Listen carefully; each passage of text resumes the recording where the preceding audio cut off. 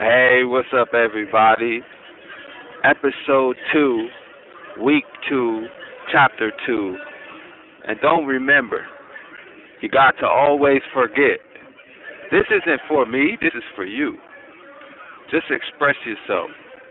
Black Experience, Chapter 2, Week 2. Let's dive right in. This is all about the colonization of the West. This is what's not taught in school. This is what should have been taught in school when we was little kids. They should have taught us this.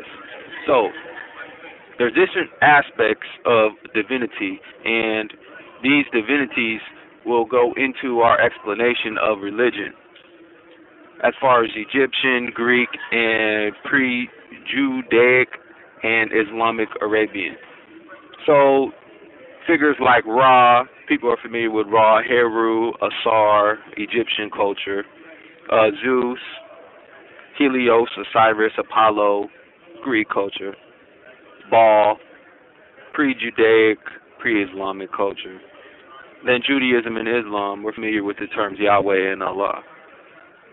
There's even female aspects of these deities.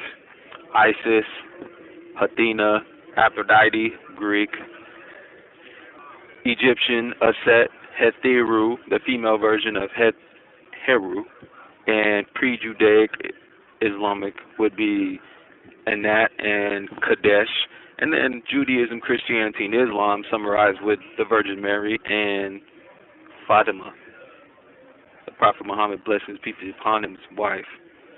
So, before we dive in, we got to talk about this. The Negro African was worshipped as a god. He said, what? Worshipped as a god? Yes, we was worshipped as a god. When we came over to the American Indians and the American tribes through the Black Stream Current. But in American history, we were depicted as the lowest of the low. We are treated as second-class citizens. We have our humanity stripped from us for a lot of reasons. Without a shadow of a doubt, there are Negroid stone figures in Mexico and Central America that date to approximately 800 to 700 BCE, meaning that we had Africans going from Africa to Central America before Christopher Columbus was even born. So it has only been within the last 50 years that these discoveries have been made. They've been tight-knit, hush-knit. People don't really know about them. There's a good book that I recommend to everybody that came before Columbus by Ivan Van Sertima. And that book details and has illustrations of a lot of the stone figures that we're talking about. A lot of archaeologists actually went down to Mexico and found a lot of these things that we're talking about today. Black men are not only found in America, but they're found on the coast and the islands of America. And they were bound by a navigation system that was put into the water. So the stream that actually leads people there is called the Kurosiwo stream, a specific current known as the Black Stream. So no matter what, if your boat was crashed, if you were able to sail your boat and you were trying to direct where you were going, it wouldn't matter. The stream would take you to this destination of the Americas from West Africa. Africans came to Mexico approximately around 1310, and it's documented in the Cairo Central Files. So you can go to Egypt today and go look these things up and go find them. Abu Bakari II set out across the Atlantic in 1311 on an expedition. And if you don't remember, I'll just refresh your memory. From the last chapter, we talked about Mansa Musa and how he became king of the Mali Empire. The previous king, his predecessor, went on an expedition with 2,000 ships and did not return. So this was the previous king. He actually went across the water and arrived in Americas, but it's not talked about in American history. We're always told that we came over here through slave ships and we were forced into slavery and all these crazy things. What if I told you we came here on our own free will and we were already here before slavery was so big of an economic boom for North America. So, to go on to further, we're going to talk about religion.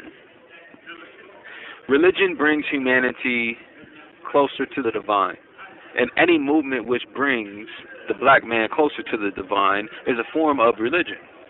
Religion is an organized process of accomplishing that goal. I would say my 2 cents on that would be black man, black man, black man. We deserve something higher, and we're always looking for something higher. And the higher is God. That power is God. We're always chasing for something, and we're looking for sense of identity in this reality that we're living in. Materialistic things, they're not going to cut it. No matter how much power you get, no matter how much money you get, you're always going to be looking for something. That's why at the end of the day, when you look at the back of a dollar bill, it says, trust in God. Or in God we trust, which is very interesting to me. Religions consist of 3 levels: myth, ritual, and mystical experience.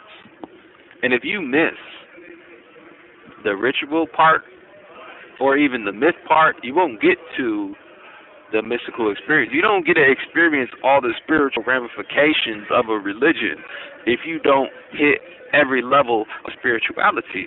And that's where a lot of people are like, well, I'm not feeling this religion. I'm not feeling this. I want to be atheist. That's because you don't have the experience. You don't understand the myth. You don't understand the ritual. So you would never understand the mystical experience that spiritual people have when they practice a religion faithfully. Christianity. There's a misconception on this because we all are taught in school Puritans came over for religious freedom. See, I beg to differ. And there's a book that describes this, Stamped from the Beginning by Ibram X. Kendi. It's a world-renowned book. It got an award. I recommend it to everybody that got time to read it. The Puritan settlers came over for economic reasons. In fact, Puritan, as a sect of Christianity, was accepted throughout Europe. They even had their own churches. They came over to the colony of Jamestown for a reason of economic benefit. But those colonists adapted the Apostle Paul's hierarchy of mastery throughout humankind. And this is where we get our social classes today that we see throughout America. There's 3 bodies. Aristotle even had something on this, which was adapted. The Greek philosopher. Humanity is divided into 2. The masters and the slaves. And if one prefers it, the Greeks, the barbarians. Those who command and those who obey. St. Paul's 3-tier hierarchy goes something like this. Heavenly master, number 1. Earthly master, number 2. And enslaved, number 3. Therefore, God is the master over all. The one who worships God is a slave to God, but the master of the earth. And the one without religion is in last place and enslaved to the man who enslaves the earth. Therefore, we have slavery. Man enslaving man. Broken down to its basic form. Slaves were to obey in everything, even those things that your earthly master wanted, not in eye service, but in singleness of heart, fearing the Lord. That's in 1 Corinthians. Check your Bible, everybody. Fact check me, because I could be wrong, and if I'm incorrect, put it in the comments, and we'll get back to you. These practices stem from Aristotle's climate theory. He believed that Greeks were superior to all non-Greeks.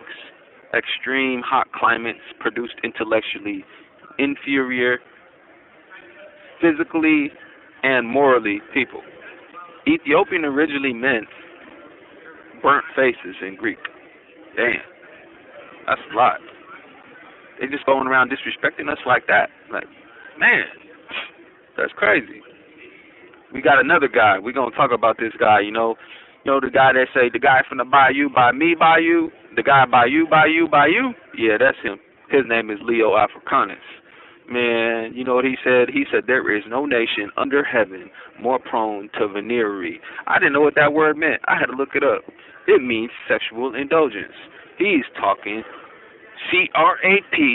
crap about his own people. He was the first racist black man. You think about Boondocks. You ever watch Uncle Ruckus? For the people that don't watch cartoons, we watched that movie Django. You remember Samuel L. Jackson? What is that doing on that horse?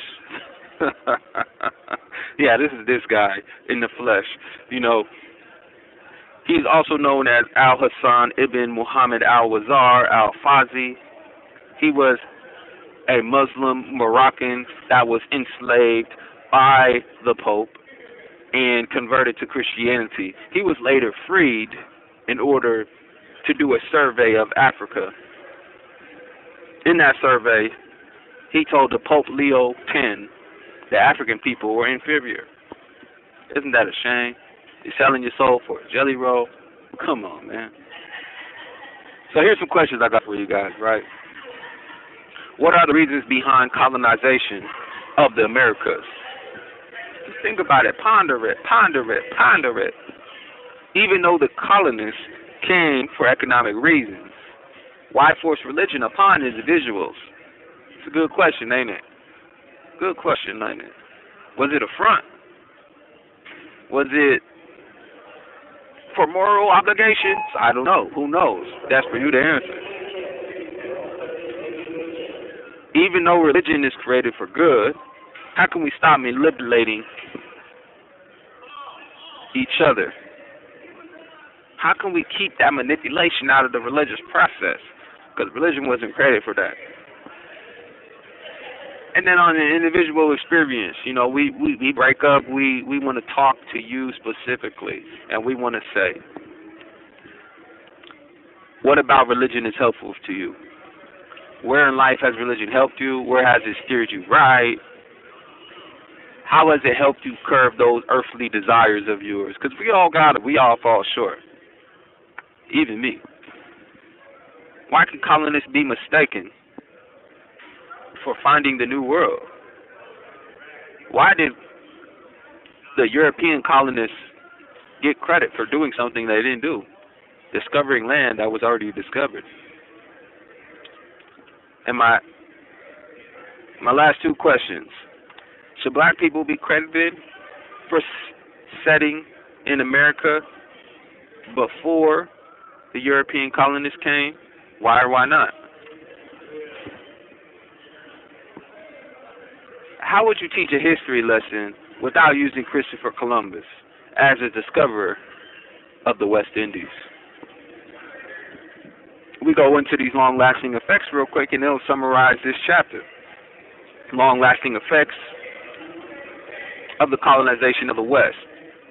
Creation of the caste system. Social classes, black men are less than human. Establishing colonial America. Christianity purifies blackness. Who heard of that before? Colonization. Rape, pillaging was morally justified through religion and philosophy. Puritans moved from Europe for economic reasons, not religious. Interesting. And black settlers of the Americas were erased from history. Credit is given to Christopher Columbus. Like I said, there's a couple books to go check out. They came before Columbus. Ivan Van Sertima, Stamped from the Beginning, Ibram X. Kendi.